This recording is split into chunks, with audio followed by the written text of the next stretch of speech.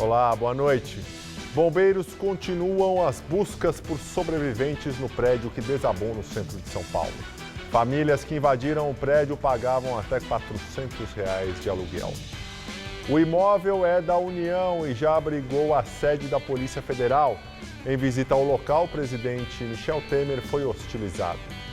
Delator da empreiteira Galvão Engenharia cita o ministro da Ciência e Tecnologia.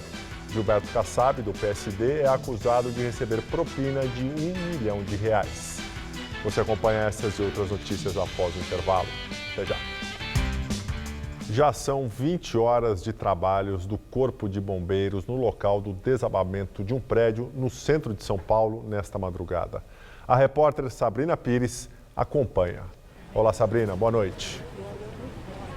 E olha, Gabriel, o trabalho aqui não tem hora para acabar, vai seguir noite adentro e os bombeiros permanecem tentando resfriar a superfície dos escombros e ainda tem foco de incêndio quase um dia depois do incêndio ter iniciado no prédio, depois do prédio de 24 andares ter desabado, ainda tem alguns pontos com chamas que os bombeiros tentam apagar. As próximas 24 horas são cruciais para tentar identificar se há vítimas embaixo desses escombros. São 34 pessoas desaparecidas, são moradores cadastrados pela prefeitura que ainda não apareceram e não se apresentaram à equipe da assistência social da prefeitura. Então são consideradas desaparecidas. A informação também é que não há maquinário grande a ser utilizado nesse período, justamente para evitar qualquer mudança nas estruturas desse escombro que possam atingir alguma das vítimas eventuais que estejam aqui debaixo desses destroços. Voltamos ao estúdio. Obrigado, Sabrina. E os bombeiros trabalham desde a madrugada no desabamento do prédio no centro de São Paulo. 5 edifícios no entorno foram interditados. Era 1h30 da madrugada. Segundo relatos, o incêndio atingiu o 4º andar do prédio e o fogo se espalhou. Meu marido me acordou, me puxando, que eu tenho um sono pesado, já ele puxando pelo braço, já com as crianças no colo, vamos, que o prédio está caindo. Vocês chegaram a ver gente lá dentro? Sim, pedindo socorro com lanterna do celular. Das ruas próximas, muita gente observava o edifício tomado pelo fogo e a fumaça crescendo. Os bombeiros atendiam a ocorrência e tentavam retirar um homem de dentro do prédio em chamas. Não deu tempo. O edifício de 24 andares desabou em segundos. Amanheceu e a tragédia se revelou ainda maior. Os prédios vizinhos também foram atingidos. A Defesa Civil foi chamada para avaliar os danos e todo o entorno foi isolado. O edifício ficava em uma das esquinas da rua Antônio de Godoy e Avenida Rio Branco, em frente ao Largo do Paissandu, na região central da capital. Ao lado, sem recuo, há outro prédio que foi atingido, mas não desabou. A Igreja Evangélica Luterana Martin Luther ficava atrás do edifício Wilton Paz de Almeida e foi parcialmente destruída.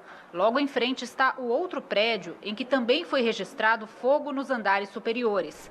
Uma grande operação foi montada, mais de 100 homens dos bombeiros com cães farejadores. Não será um trabalho rápido e nem simples. Os bombeiros estimam que levará uma semana para que eles consigam remover todos os escombros. Hoje, a prioridade é o resfriamento de todo esse material para a localização de possíveis vítimas. De surpresa, o presidente Michel Temer veio até o local e confirmou que o edifício Wilton Paz de Almeida pertencia à União. É da União e nós, lamentavelmente, não pudemos, naturalmente, me explicaram, pedir a integração, porque, afinal, a gente cobra, naturalmente, uma situação um pouco difícil, Mas agora serão tomadas providências para dar assistência àqueles que, enfim, não só aquelas famílias que perderam seus entes queridos, mas também aqueles que perderam sua habitação. O presidente foi hostilizado e teve que sair às pressas sob proteção da segurança. Em 2015, o Ministério Público abriu um inquérito civil para apurar o risco de desabamento no local. Rogério, que morava em um prédio vizinho, diz que é autor da denúncia e que nada foi feito. Eu sabia que isso aconteceria. O meu medo era que o prédio, ao desabar, levasse o meu edifício junto. Existia esse risco. Então eu coloquei o apartamento à venda, vendi, fui embora de São Paulo e hoje volto aqui para fazer a denúncia da irresponsabilidade das nossas autoridades. No mesmo ano, os bombeiros fizeram uma vistoria no edifício. Mas não era uma vistoria de cunho contra incêndio. mesmo porque a gente não tem o poder de entrar numa edificação e fazer esse tipo de vistoria. Nós localizamos os responsáveis, entramos, tivemos um acervo fotográfico que nós mandamos através de um documento para as autoridades competentes, exatamente para que pudessem fazer alguma coisa. Em março de 2018, o Ministério Público arquivou o inquérito e disse que a Defesa Civil de São Paulo vistoriou o imóvel e não constatou riscos estruturais na edificação. No mesmo sentido, foi a informação prestada pela Secretaria de Urbanismo e Licenciamento de que não foram constatadas anomalias que implicassem riscos naquela edificação, embora a instalação elétrica estivesse em desacordo com as normas aplicáveis, assim como o sistema de combate a incêndios. Hoje, o Ministério Público determinou a reabertura das investigações para verificar as causas do acidente e a veracidade dos relatórios técnicos elaborados pelos órgãos públicos. Em relação a esse laudo, nós também estamos verificando quem efetivamente fez esse laudo, quem apresentou ao Ministério Público, o que ele efetivamente contém. Neste ano, só neste ano, foram 6 reuniões feitas entre a Secretaria da Habitação e as pessoas que lá moravam, onde nós fizemos o cadastro, estávamos tentando convencê-los a sair de lá. Havia um processo conjunto, prefeitura, governo federal, para que as famílias desocupassem aquele espaço. O incêndio deixou ao menos 317 pessoas desabrigadas. A Cruz Vermelha está recebendo doações para as vítimas que ficaram sem moradia. Este homem estava no 7º andar quando o fogo começou por volta de 1h da manhã. Ele conta que saiu correndo, mas viu que muita gente ainda dormia. Já estou correndo, não tinha tempo para ajudar a outra vizinho, mas eu tenho certeza que até outras pessoas morreram lá. Na hora em que o prédio de 24 andares desabou, o sargento Diego tentava resgatar um morador, identificado como Ricardo, de 30 anos. A gente acreditava a todo momento que a gente ia conseguir retirar ele de lá. E foi quando eu lancei para ele. Lancei da ponta do prédio. Na primeira vez ele não conseguiu segurar, tirei um pouquinho mais. Na segunda, bateu na mão dele e não segurou. Na terceira vez ele segurou. E aí ele, extremamente inteligente, um rapaz jovem, aparentava ter em torno de 25 anos, né? E fui orientando ele para ele ir se amarrando. O problema maior foi que na hora que a gente estava terminando essa fase, o prédio acabou vindo abaixo, né? Infelizmente caiu mais ou menos 6 ou 7 andares sobre ele. Tensionou a corda e a corda não aguentou o peso. Vocês levariam mais quanto tempo para resgatar? Não daria 30 ou 40 segundos para a gente conseguir finalizar o processo. A Prefeitura vai atender os desalojados em 107 espaços de acolhimento. 118 famílias foram cadastradas, ao todo 320 pessoas. Quem não aceitar ir para algum desses lugares deve receber alimentação e água.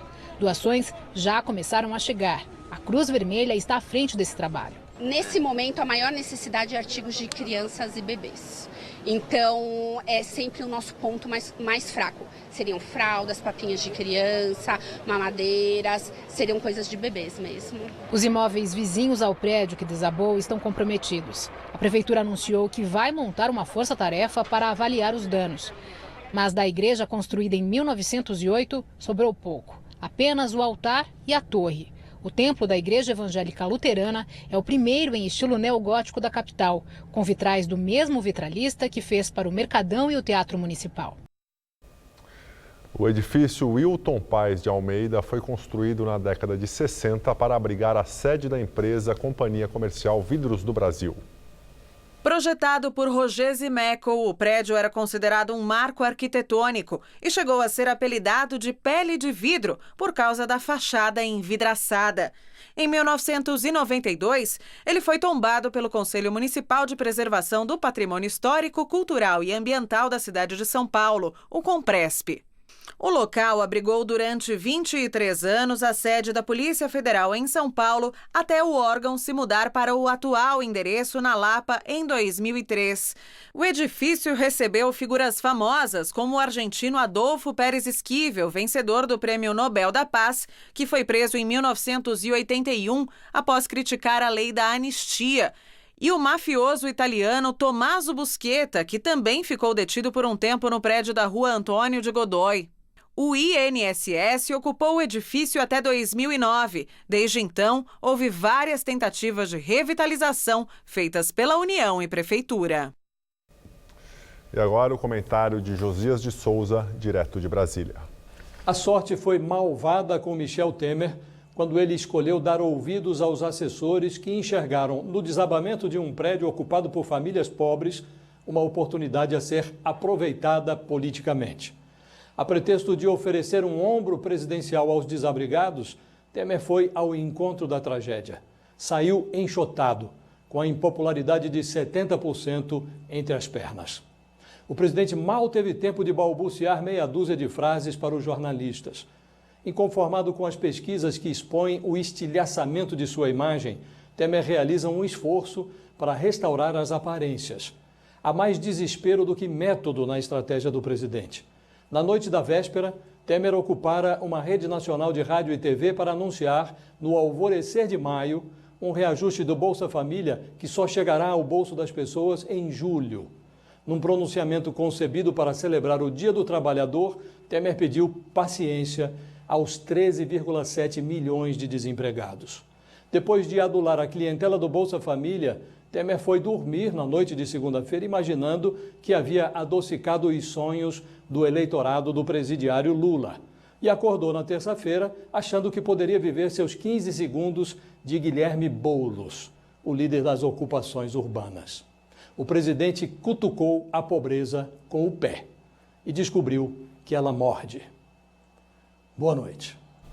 Famílias que invadiram o prédio que desabou pagavam até R$ 400 de aluguel. Hoje, a prefeitura admitiu que a cidade vive uma crise de moradia difícil de ser sanada. Quem vivia no prédio que desabou no centro de São Paulo não morava de graça.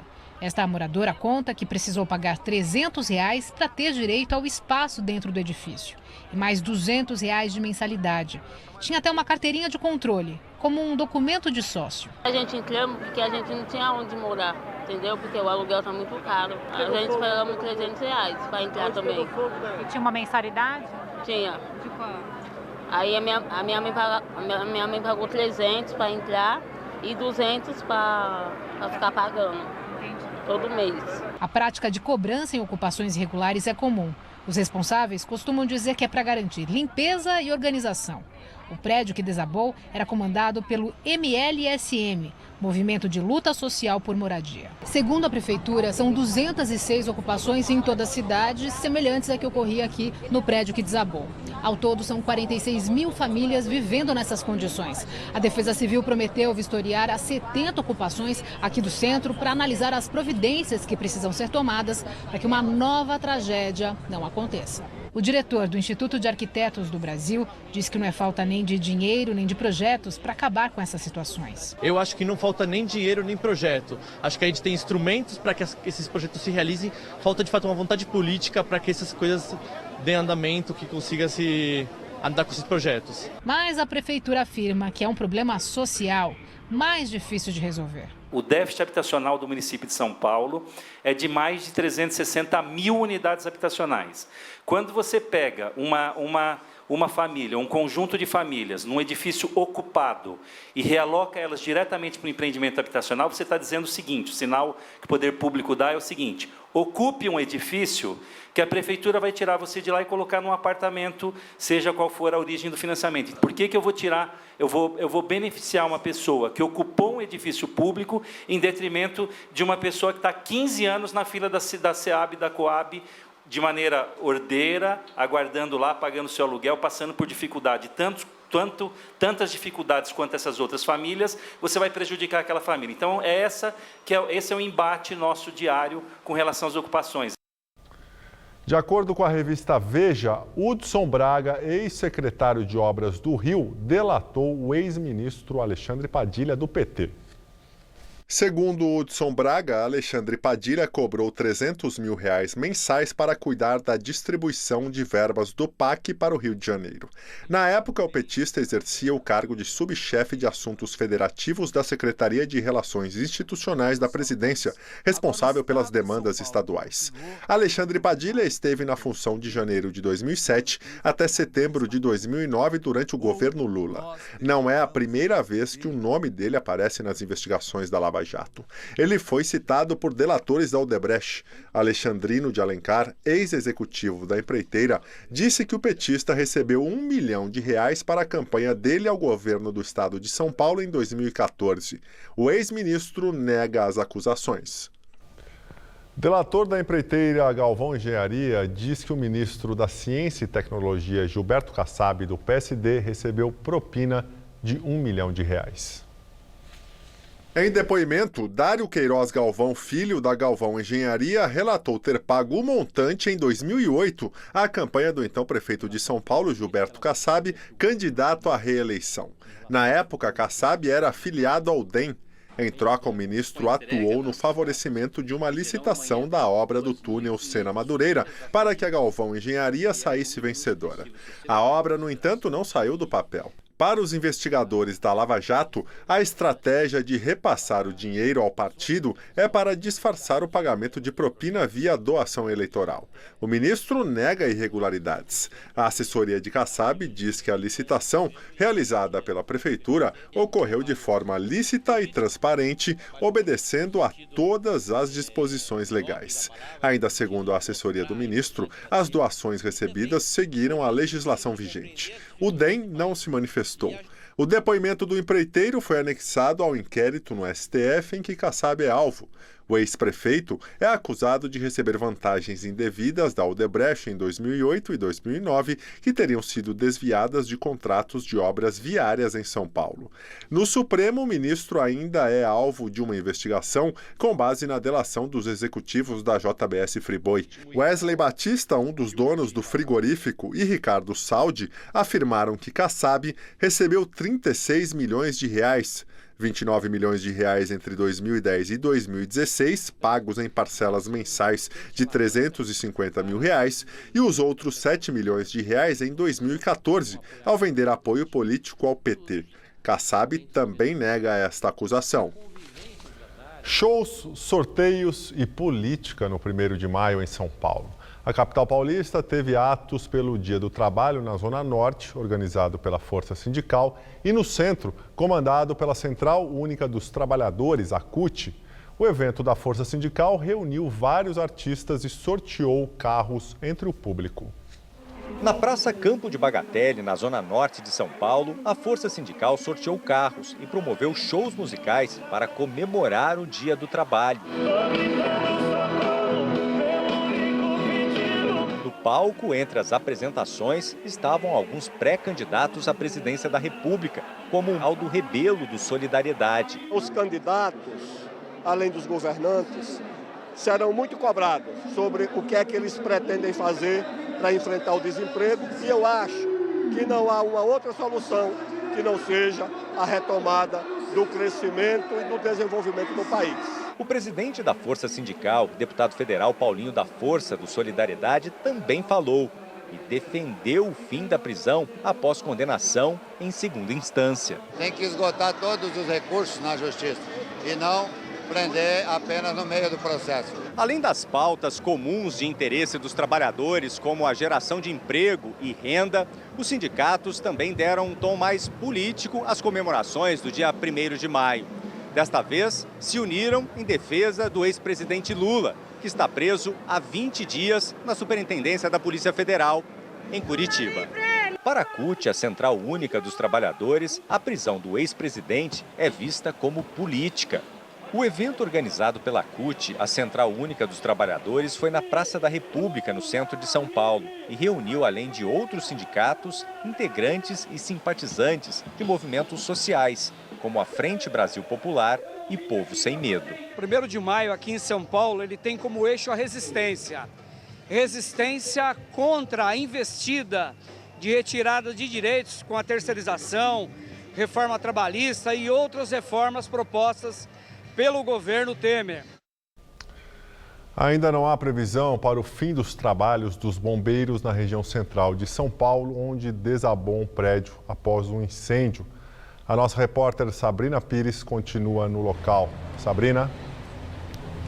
Olha, O trabalho aqui, claro, o foco é na tentativa de resgatar possíveis vítimas que estejam debaixo dos escombros. E os bombeiros falam que trabalham com um fio de esperança. Muito difícil ter alguém sobrevivido e que esteja debaixo desses escombros, mas mesmo assim os bombeiros dizem que as próximas 24 horas são cruciais nessa tentativa, usando cães farejadores e também câmeras térmicas que identificam o calor em algumas partes nesses escombros. Agora, uma outra dúvida que surgiu aqui durante todo o dia no Largo do Paissandu é como que teria começado o incêndio. E alguns moradores contaram que ele começou no 5º andar entre um casal que estava brigando, eles cozinhavam com álcool, teve empurrões nesse meio tempo e aí pegou fogo na roupa deles e o fogo se alastrou. Mas nenhuma hipótese está descartada, inclusive de ter sido um incêndio criminoso. Voltamos ao estúdio.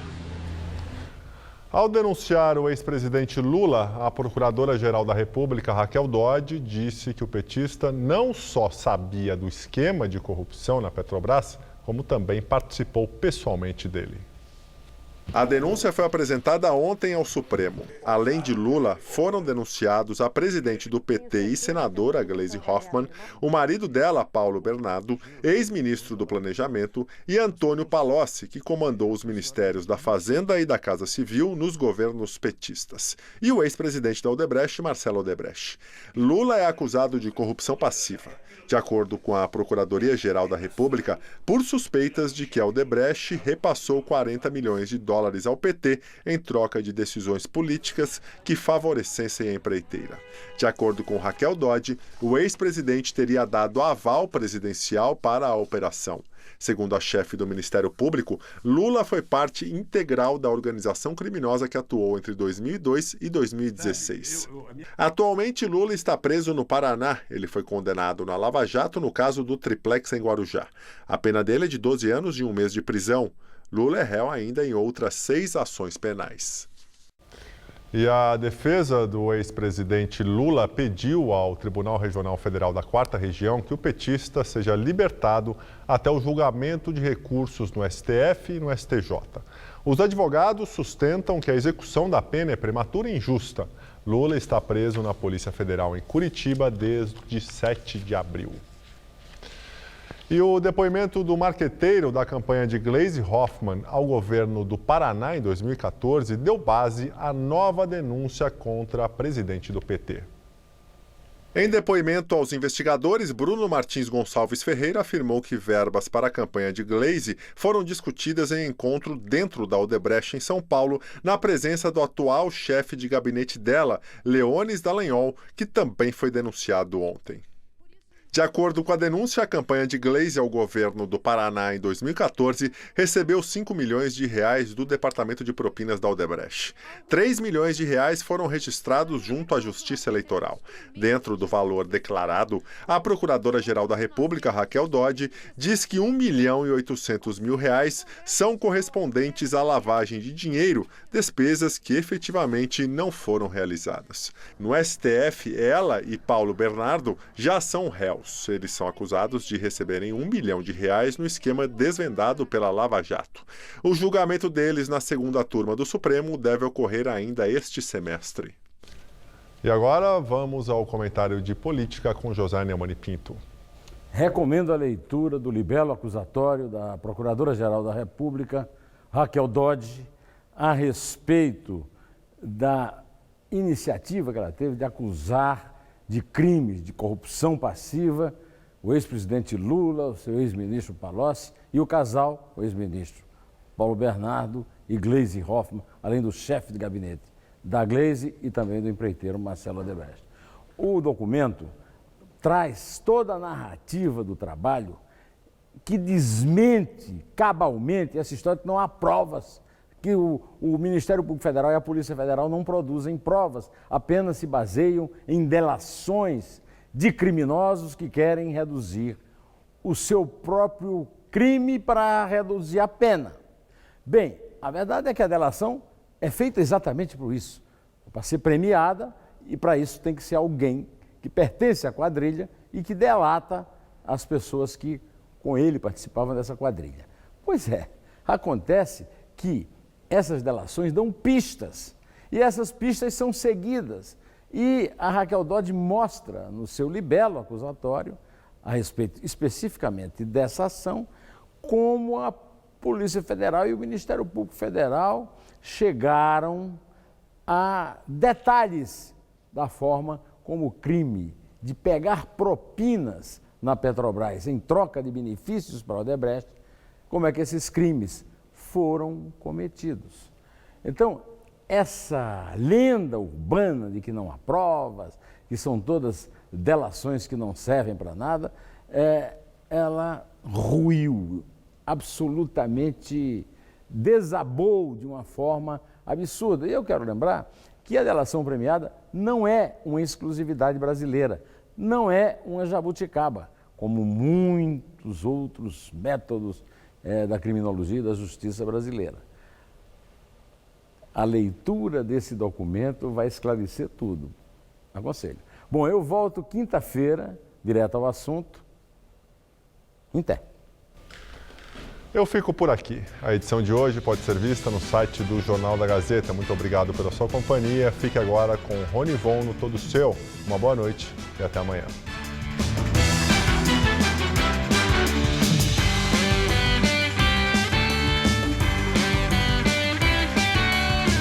Esta quarta, 9h30 da manhã, no Revista da Cidade, tire suas dúvidas sobre diverticulite.